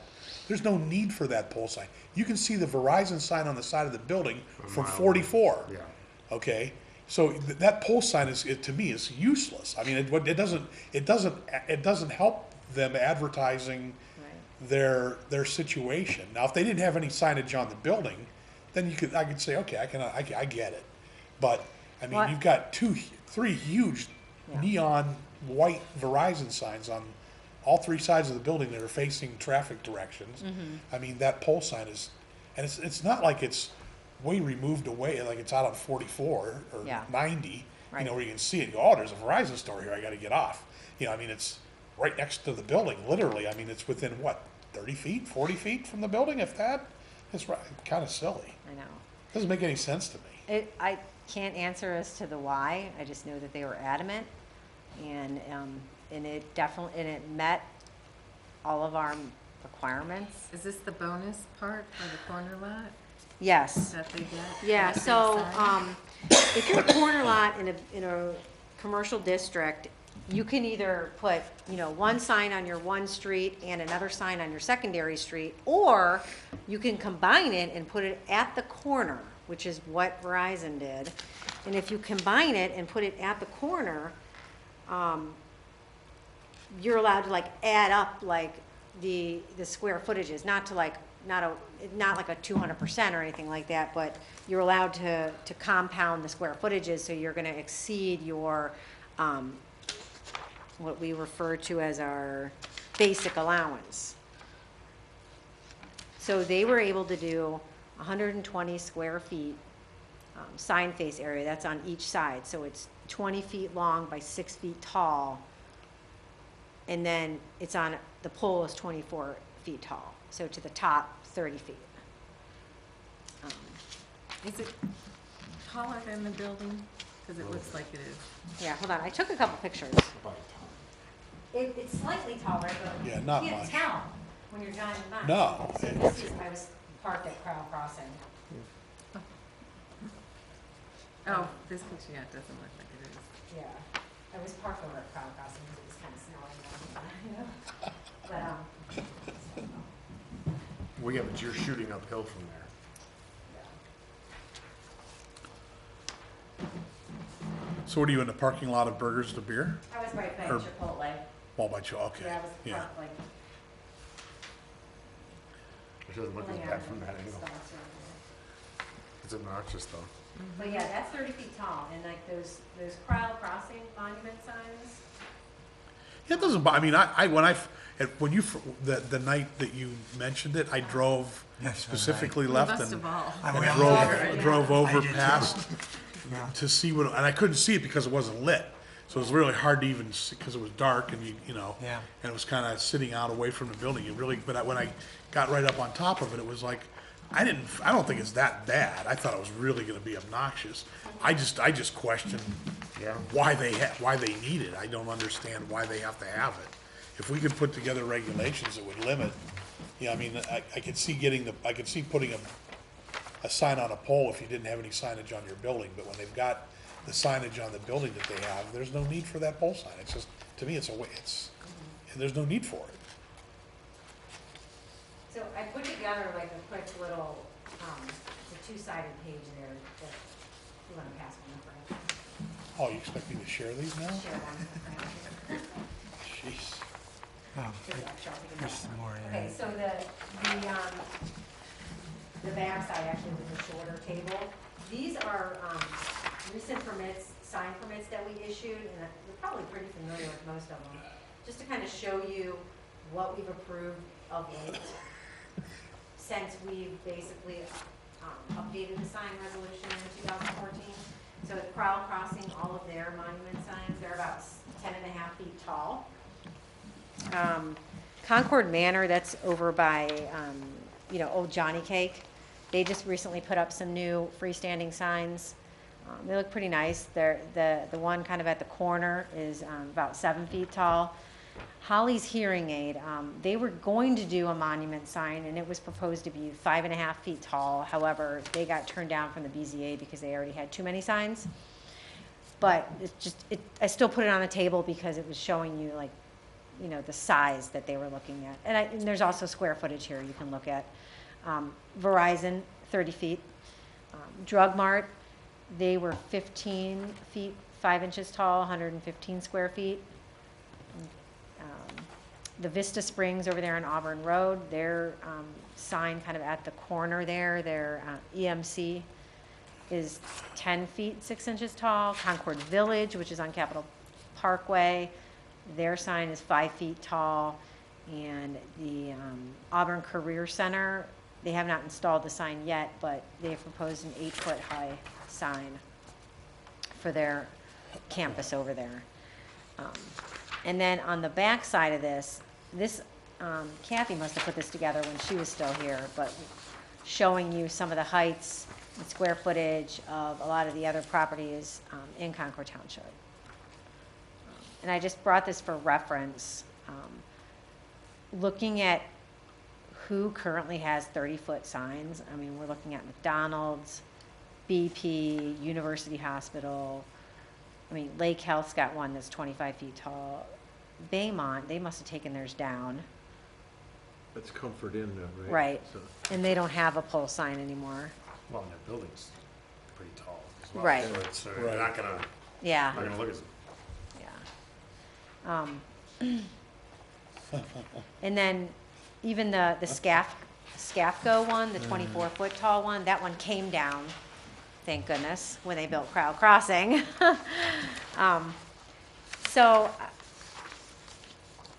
I'm not sure how this board feels about, pole signs, or, now that we've seen kind of what can be built with our new sign code, as to whether or not we want to maybe make some modifications I to think, it. to me, for the Verizon example, because it's the newest and the freshest and the most egregious Yeah. of, sign abusage, is maybe just make a square footage, you can have so many square footage signage, period.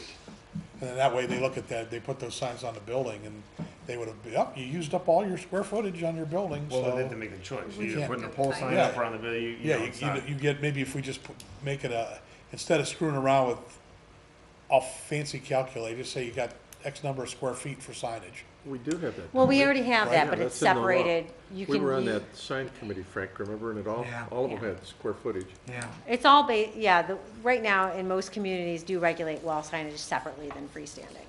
So I would say that we still need to regulate them separately. What I would be recommending is that maybe we look at reducing the height of signs that are permitted, freestanding signs permitted in our commercial districts.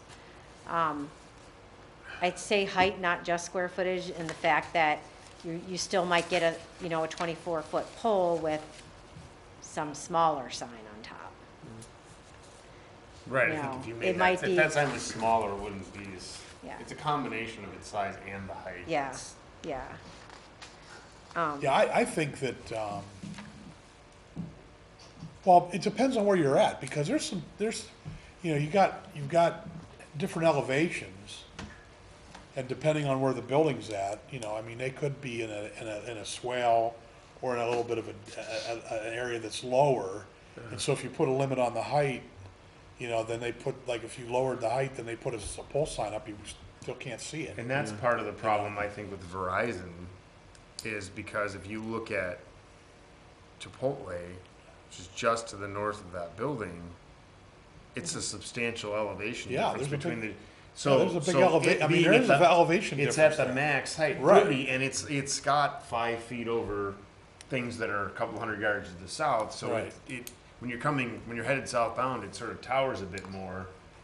Well, if you look, I mean, from Girdle Road to Down. Auburn Road. Yeah, yeah. Is pretty much a steady downgrade all the way to the light Well, there. once you hit Capitol, it goes downhill all the way to 44. Right, so it's. So that makes it worse, I agree. So that kind, to me, so, But I don't know how you regulate that. I mean, Right, we start- I mean- we're gonna start having formulas with slope and all kinds. I mean, that's just yeah, madness. but I'm just saying, if you really lower the height, I mean, like dramatically lower the height, then you pretty much could take out any pole signage that somebody might be able to use, because it would be ineffective anyway. I mean, it could be. The alternative would be, I'm wondering if we could just flat out prohibit pole signs. you can That put, to me would be even better, Yeah. you know? As a separate handout here, you can put in there a line of sight driving a 1932 Cadillac.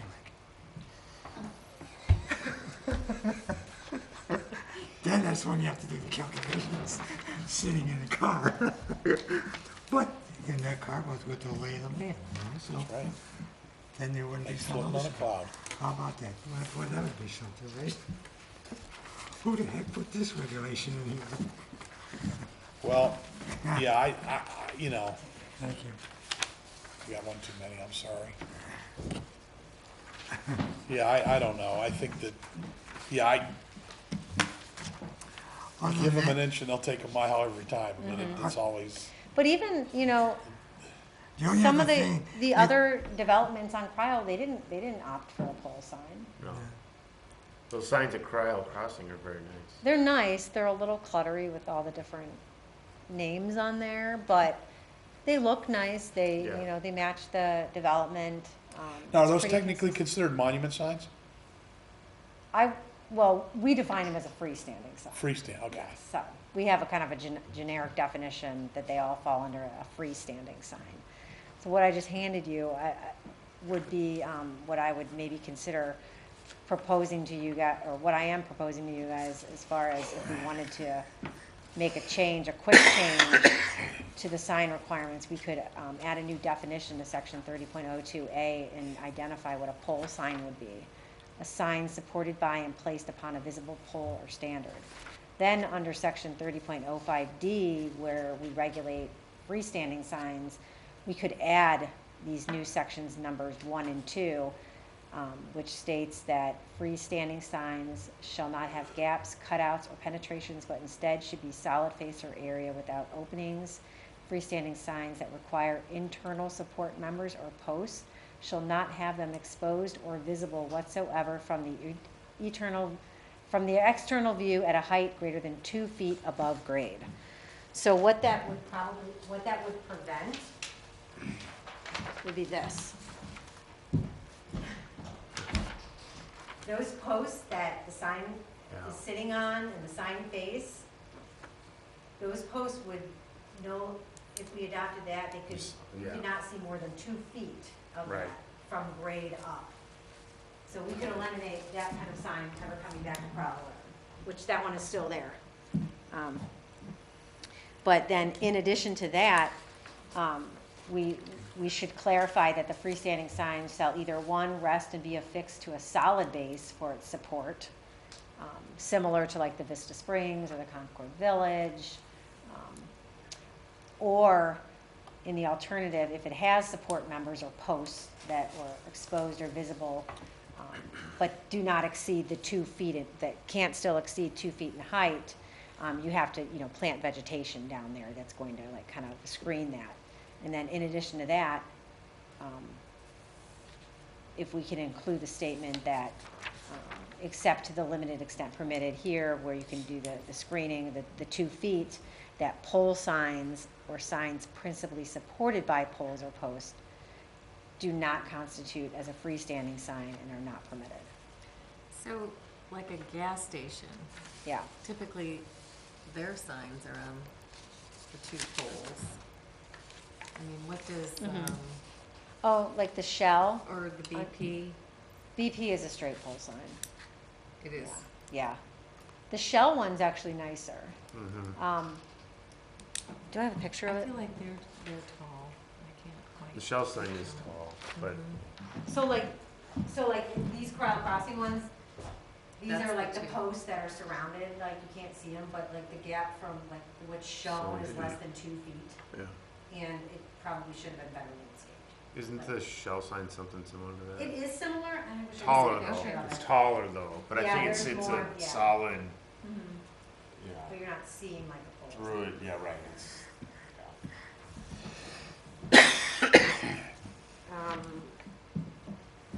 well, I think we should do something. I don't want to be overly hasty as but I.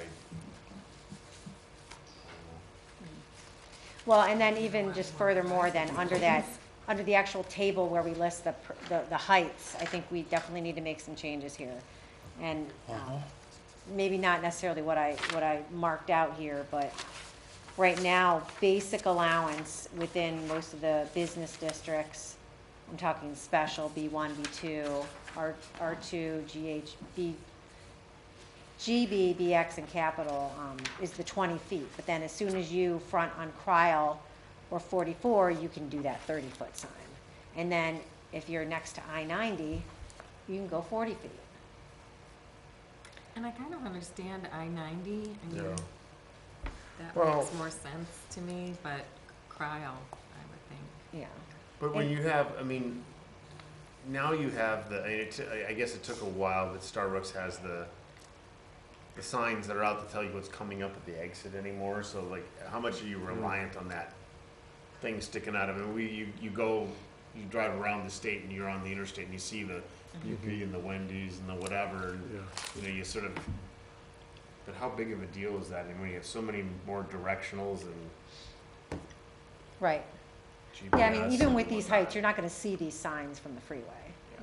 Like on Cryle Road, you're not going to see we don't, that's not the intent. I mean, I'm like driving around earlier today in my community, which is a mismatch of all kinds of different signs, and I'm seeing all these pole signs with the sign face, and maybe it's not 30 feet tall, but it's 10, 15 feet tall, and when you're driving down the road, you can't even see it because you have to look up to see it, whereas the ground signs, the shorter signs, you can actually see those as you're driving by. But, you know, specifically under the manufacturing in the RD2, we don't even have any sites that abut I-90, nor 44 Cryle Road. So we should probably just take those out completely. Same thing with the Town Hall neighborhood and Town Hall Commons, like, I'm thinking, you know, yes, we do have Adjacent to I-90? Town Hall, we do have adjacent, Town Hall neighborhood, the Osborne Yeah, property yeah, here yeah. does back up to I-90. Can you imagine a pole sign there?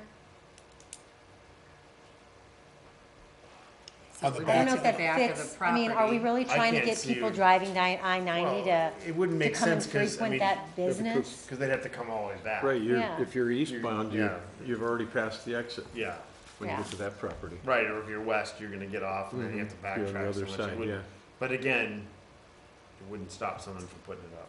true. Right, they would do it, but is that desirable? I mean, think about the other uses that are around there, like there's a lot of Well, residential UH there. has that sign out on 90. Yes, But that's, no, They're already pole sign, and existing. it's, it's already there, and it's not a pole sign too, oh, yeah, yeah. it's a different style of sign. It's They a big actually, sign now. they built a Yeah. post on it, yeah, Wow. is that, But that's not necessarily an offensive sign, No, but it's a big sign. though. It is. right, so we But I could, think we, we're getting into the point of the pole sign being the whole, and then, you know, that whole thing versus something a little bit more. I mean, you're talking about the freestanding sign versus the pole sign. You're still offering a basic allowance of 20 feet. well, I'm thinking you could even reduce that. Cause on, you know, as you're driving down Well, at Auburn- some point in time, I think you're gonna get into a situation where enough businesses open up on Crowell Road and then if the town center starts to develop, then people are gonna wanna put signage out on 90 to attract people to get off. You know what I'm saying? So, Well, we don't allow like off-premises signs. right, so better to nip it in the bud now than to wait until it becomes an issue. Doesn't the state take care of the ones off the freeways? I was gonna say, don't they, Yeah. like you were saying, Yeah. Right, they there's the recognize directional, gas, Correct, yeah, that, you've seen them all, restaurants. as you start coming into a community, you start seeing these signs already posted blue for ones. gas stations and Yeah, then Right. next Then to the hotels, hotels, and then the and next to restaurants. restaurants. Yeah, they're already out there. They're already out there, yeah. That's Wait. what Morgan was. Yeah, it does. I mean, Tho- that's. Is that what you were referring to? Yeah. Oh, like the state Yeah, ones? Oh, State like ones. on, oh, okay. But now it takes a while. I mean, I think Starbucks was around for almost a year, 9 months, 6 to 9 months before I they think got it's theirs. because it costs the state a ton of Right. money to update So they those, don't so they wait only do it so every often. so often, Right. yeah, Right. yeah. So, but regardless of that, I think we still do have that issue, like not wanting any more of those pole signs and not wanting to let this issue get too out of control before. Yeah. Yeah, because as the area develops and more businesses come in, people are gonna wanna put up more signage. So it's better to ratchet it down now before it becomes an issue than to, Yeah. Right. you know, Yeah. because already we've been taught a valuable lesson Yeah. about what people can do with signage if we don't control it. Mm-hmm.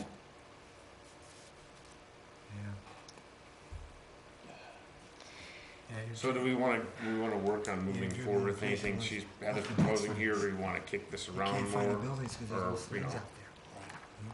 We're looking to get something done quicker here. Well, I think this language still allows for a pole sign, which we're talking about doing away with, pole signs? You think this still would allow it?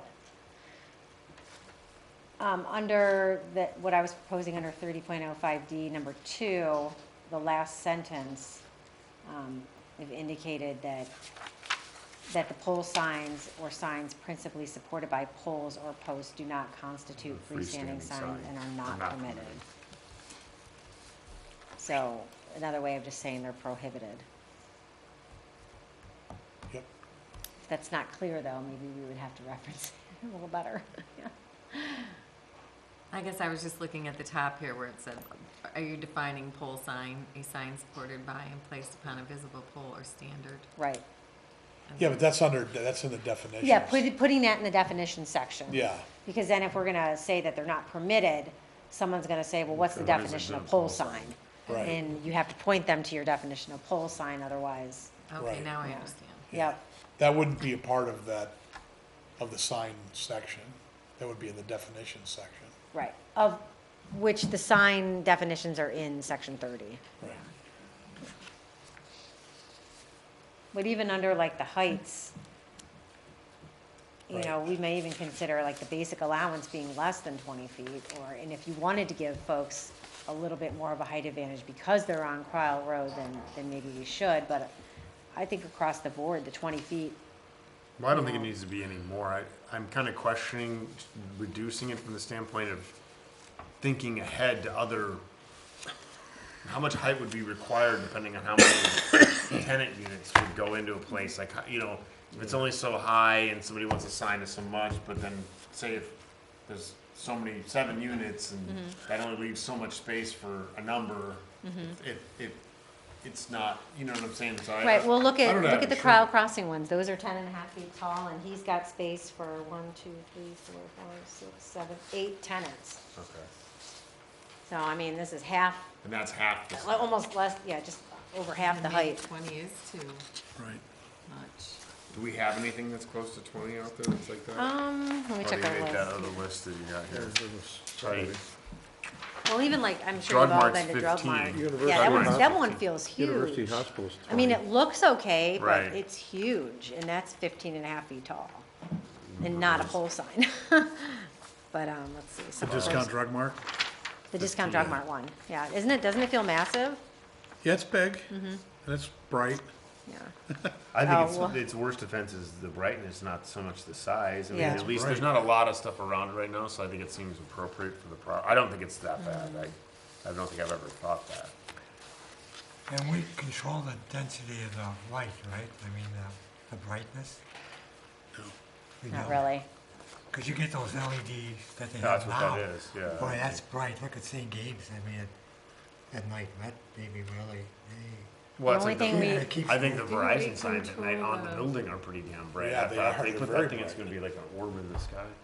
And On we the can- electronic message centers, we do regulate, And orb. The like second how speed often they, message yeah, the changes. message Be will like the change. minions, and- like, ooh. Yeah, but I think St. Gabe's was put in before we had Yeah. the sign requirements, so they got the variance to build that, so Yeah. they probably don't even comply with our, you know, you're not allowed to flash and all that. It's intense. The light is, it's the LED. LEDs now are Oh, really it's 18.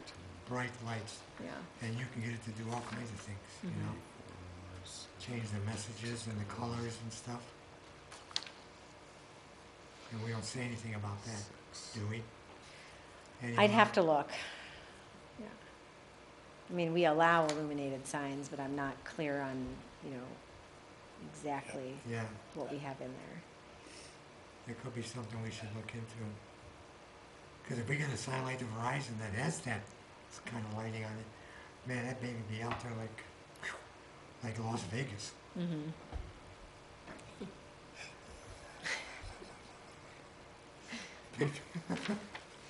Can I use a perfect example? I mean, you ever been to Vegas? Jeez, oh man. So I guess kind of circling back to what Heather's proposed here, what do we wanna do? Do we wanna just kind of move something forward, or do we need to look at some different things here? I mean, we need to,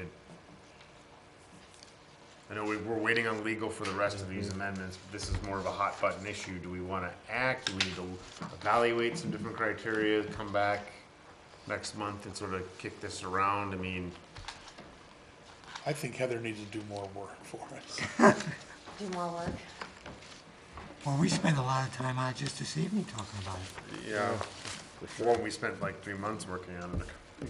Yeah, Well, yeah, we did, we spent a lot of time on signage before. It's That's a- It's right. an important, yeah. it's an important issue. It's like lighting, you know, it's like lighting and signage are, you know, two of the more visual, impactful things that go on in your community, you know, you allow certain kinds of lighting and you get all kind of light noise, and then you know, allow certain kind of signage and you get a lot of Yeah, visually offensive stuff going on that's, you know, it doesn't really work the way you thought it would work. and right now we're seeing it, so I think we should. That's what I move- said, now, we I should mean, move now's, on it. now's a better Proactive. time, I mean, now it's fresh in our minds exactly Right. You know, you What we think don't you have want. that, you think you have some pretty good Exactly, yeah. regulations in place, and then Yeah. all of a sudden something like that happens, and it's like, oh geez, we probably could have thought this through. But you don't really think about it until it actually happens, and then you see the results, Right, and you're like, oh man, we need to yeah. ratchet Well, that then down. I would say, what are the things we want to see? I mean, is there anything specific we can, or do you have any ideas? Or do you need more guidance from us on what people Well, what are it- wanting to see? I mean, what do you want me to take a look I at? think Look at- I think the prohibition of the pole signs is that's a big, I think that's a good move. Okay, that Yeah. And in, the height, in heights, And the coming height. back with a better Yeah, like recommendation it's on maybe height? 20 foot Yeah. maybe is, 15 if Drug Mart's 15.5. Didn't we think that was big? I haven't until now. I'll go by and look at it again. Mm-hmm. it's Okay. big, it's a, drug mart sign's a big sign. Yeah. But you know, because they're, That's a big building. because it's a huge building. It doesn't proportionally look, it doesn't look disproportionate. Right. That Verizon sign looks disproportionately large for the size of Small the building. building, right. Yeah. Yeah, the drug mart sign doesn't bother me as much because it, you know, when you look at it in comparison to the building and Yeah. everything else, it really is, It fits. it fits, Right, Yeah. you know, but that, you know, so that one doesn't bother me as much as Agreed. Yeah. as the Verizon sign. So I think I think just eliminating pole signs is a great, that's a great move right there. And then, right, and that will leave us with some non-conforming pole signs, obviously, like the McDonald's and the, which I don't Right. even, they could be non-conforming in other ways too, I haven't looked at those, but, Right. And that's fine, right, but you would. Just moving I- forward. yeah. Yeah, And- I was just gonna say, And that's but right. do we Sue. I wanna, think do that's- we wanna allow them if you abut I-90 and you're over in the RD2 district, the industrial district, or are we, you know, any strong feelings on that? Or allowing them in limited circumstances, or just not at all, period? I just think not at all. Yeah, I agree. Okay. Well, and this is a good question for legal then too. Right, All right. Okay, so what I'll do is we'll further refine that in addition to all of this. And in the meantime, if you have any questions about anything that you received or between now and next month, then let me know. Or I'll try to send you stuff more in advance. That way, hopefully, you know, if you've got something and an issue with it, or, you know. you gonna give us homework? If you want homework, I can give you homework, or if you want me to feed you stuff over the month, so you know, like, I can do that too, instead of waiting, you know, a week before That the would, meeting. I kind of I like wouldn't mind little that. bits at a time. Yeah, Little that'd bits be at a time, great. okay, One big package. okay. I mean, if it's not more Yeah. work for you. No, I think I can figure out a way to do that. Okay, all right, Thank you, Heather. sure. A lot of good work here. Yes. Okay, moving along for the agenda. Approval from the minutes for last month's meeting, February 5th. We look for a motion from the board for approval of the minutes. Mr. Chairman, I so move that we accept the minutes as written. Second, Second? all in favor? Aye. Aye. Aye. I abstained because I wasn't here. 4 ayes, 1 abstention, motion carries. Communication report by the zoning members, Rich. Yeah, actually, I did have an email, which you got copied Oh, on, from yes. the guy in Kirtland that was putting in fiber optics, and he wanted to know about county permits, which I sent over to Heather. I don't know how he sent us, but we did get that.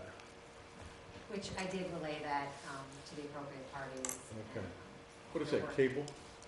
What's he- Fiber densification for Spectrum, probably Spectrum phone, or- or I don't know what they're getting into. Who's Okay. putting it in? I think it's for Spectrum, but it was some one-off company. I don't know. Right. Oh, okay. Yeah, they're putting in fiber optic, which If you're I know interested, you I were, can give you the name of the company, but it's over by, Little Mountain Yes, in in that Kirtland vicinity, yeah. area. So, on Little Mountain and somewhere through Kirtland. And they're putting in fiber? It's a fiber densification project, but yeah. didn't it yeah. also say Hermitage? I think some of it's on permanent, Yeah. yeah, it's mostly on I assume town AT&T Uverse requires fiber, which they put in our neighborhood, but I don't know about there. But it's for Spectrum? I believe it was Spectrum. Anything else, Rich? No, that's all I had. Sue, Nothing? Andy? Nobody ever sends me anything anymore, None, nothing, no. Other than the aforementioned. except Heather. I had nothing. Audience participation? Crickets. That would have been Dave, right? So we can. Yeah. Well, technically, yes, we had Mr. Novak in. Right. All right, the next meeting would be April 2nd, 2019. Do we have anything we have to put on the schedule on the agenda? Or no? I We're don't believe so, still- we're waiting on. We're we don't still not have ready for any, Public hearing. public hearings? I'm Any hoping that- interesting, Hopefully any, we'll be ready to, we think, In my, April. my goal that we initiate an amendment next month. anything interesting coming down the pipe?